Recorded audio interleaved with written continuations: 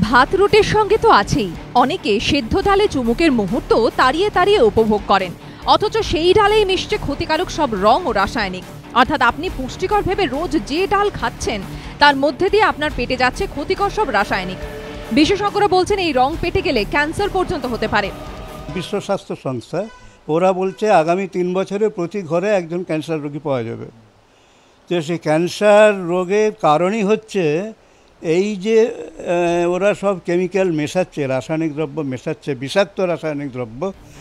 অনেক বাড়িতেই বাচ্চাদের বেশি করে ডাল খাওয়ানো হয়, অসুখ করলে পথ্য হিসেবে দেওয়া হয় ডালের জল। কিন্তু চিকিৎসকরা বলছেন ডালে যেসব রাসায়নিক মিশছে তাতে শিশুদের ক্ষতির সম্ভাবনাই সব থেকে বেশি। এমন জিনিস মেশাচ্ছে যে জিনিসটা বিষাক্ত, অল্প ডোজে বিষাক্ত, অনেক দিন ধরে খেলে। এবার একটা ছোট বাচ্চার যদি চলতেই থাকে এই ধরনের জিনিস, একটা কিউমুলেটিভ এফেক্ট শরীরের মধ্যে পড়ে।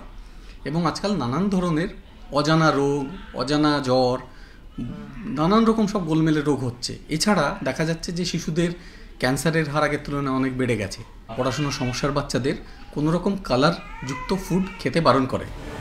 বড়দের রোগ প্রতিরোধ ক্ষমতা বেশি বলে তারা যে সুরক্ষিত এমনটা ভাবার কোনো কারণ নেই। চিকিৎসকদের মতে ডালের দানায় মিশে থাকা ট্যালকাম পাউডার বা ইন্ডাস্ট্রিয়াল রং থেকে বড়দেরও শরীরে মারাত্মক সব রোগ বাসা বাঁধতে পারে।